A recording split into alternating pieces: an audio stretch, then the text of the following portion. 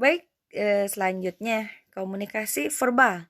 Nah, menurut Anthony Robbins, cara kita berkomunikasi dengan orang lain itu bisa menentukan kualitas hidup kita sendiri, gitu. Jadi, kita itu harus berkomunikasi dengan baik, dengan baik. Nah, komunikasi verbal itu sendiri itu komunikasi yang menggunakan kata-kata, baik itu secara tulisan ataupun lisan gitu.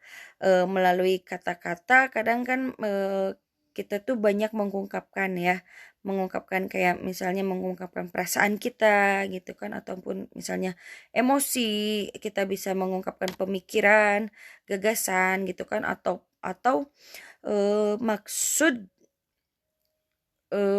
untuk kita menyampaikan fakta, data gitu kan, dan informasi gitu kan, serta kita menjelaskannya gitu. Jadi bukan hanya lewat lisan saja gitu ya, kita juga bisa lewat tulisan. Nah, ada juga unsur dalam komunikasi verbal itu sendiri, yaitu ada kata dan bahasa, di mana kita tuh untuk kita mempelajari sekeliling kita dengan bahasa itu sendiri, kita bisa mempelajari sekeliling kita. Jadi kita bisa memperhatikan gitu ya, ataupun membina hubungan baik antar sesama. Jadi kita tuh harus berbahasa yang baik gitu ya, tanpa untuk menyakiti hati orang lain. Nah, jenis komunikasi verbal ini tuh ada berbicara dan menulis. Nah, berbicara atau vokal ya. Misal contohnya kita presentasi gitu, kita presentasi. Adapun menulis ini kan non vokal ya, non vokal. Contohnya itu kalau zaman dahulu kan mungkin masih jadul pakai surat ya. Pakai surat. Kalau sekarang kan karena udah modern, udah canggih, udah via email juga kan udah bisa ya gitu kan, ataupun chatting gitu. Nah, selain berbicara dan menulis, si komunikasi verbal ini pun jenisnya ada dengan cara kita mendengarkan dan membaca gitu kan, karena salah satu cara untuk mendapat informasi dari tulisan itu ya dengan cara kita membaca gitu kan.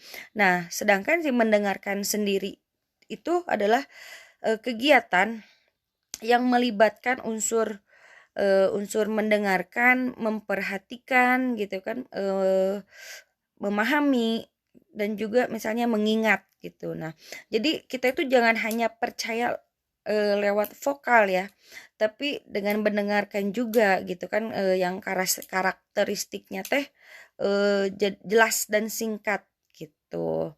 Nah, itu tentang komunikasi verbal ya. Nah, selain komunikasi verbal kan di bab apa? Di bab sebelumnya kan ada juga ya, ada komunikasi nonverbal yang sedikitnya udah sebelumnya saya upload gitu ya. Komunikasi nonverbal ini kan atau dengan isyarat gitu ya, dengan isyarat, dengan bahasa tubuh gitu kan, gestur badan, ataupun dengan kontak mata gitu ya, kontak mata. Nah, dalam hidup ini tuh nyatanya komunikasi nonverbal ini itu jauh lebih banyak dipakai daripada komunikasi verbal. Karena apa? Nonverbal ini ya menurut saya, komunikasi nonverbal ini tuh lebih jujur gitu, lebih jujur mengungkapkan hal yang diungkapkan karena spontan gitu. Jadi kalau nonverbal kan spontan. Contohnya misalnya nih, eh, teman kita itu ngajak kita makan misalnya, ayo kita makan misalnya gitu. Nah, padahal posisi kita itu baru aja kita teh makan gitu, posisi perut kita tuh masih kenyang. Nah, di saat teman kita mengajak, ayo kita makan. Nah, dengan nonverbal komunikasi nonverbal, cukup dengan kita menggelengkan kepala saja, si lawan bicara kita tuh sudah mengerti dengan jawaban kita, bahwa secara tidak langsung kita itu menolak gitu. Jadi tidak perlu kita berbicara lisan gitu.